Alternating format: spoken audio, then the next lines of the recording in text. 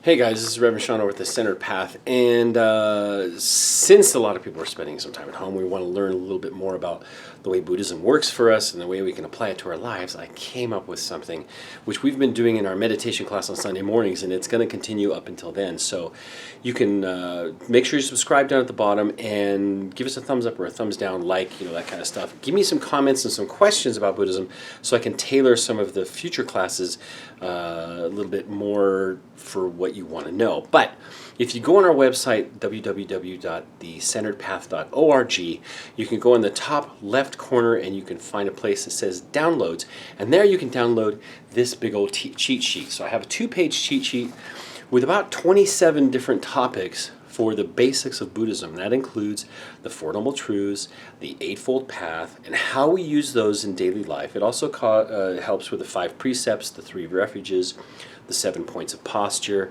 the 5 hindrances, the 8 what are called changeable events, 4 Brahma Viharas, the 5 aggregates, the 6 sense doors, and then we do some stuff on loving kindness, which is the metta bhavana, and that's on like how we are trying to approach the world and how we're trying to do things in the world, the 3 poisons or the 3 remedies of those poisons, the anger and the greed and the ignorance. And then we do the 6 realms of Samsara. Each one of those we get into a little bit deeper, and we explain how to see them in this life and not to think that they're way off in the distance somewhere or way off in some other realm. Well, they are other realms, but you know what I mean.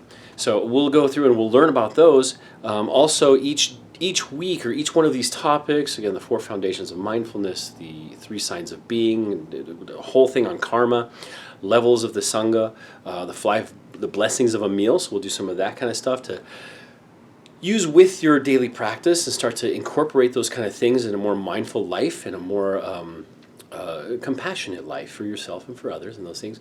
The Bodhisattva Vows, we'll get into those, the different what are called dhyanas or jhanas, levels of meditation and how we achieve them, and how I would have to tell you that I think many of you who've been practicing or even started practicing have gotten a lot farther than you think.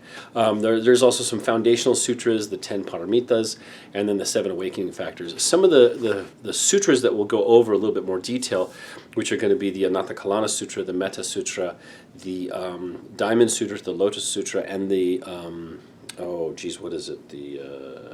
the Heart Sutra. There we go. So we'll go over those.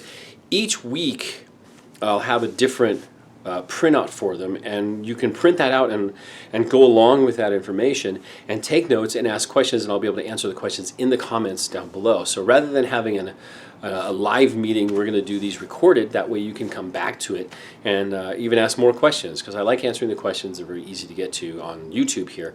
So don't forget to subscribe. Look at the comments down below and maybe make some more comments or ask questions yourself.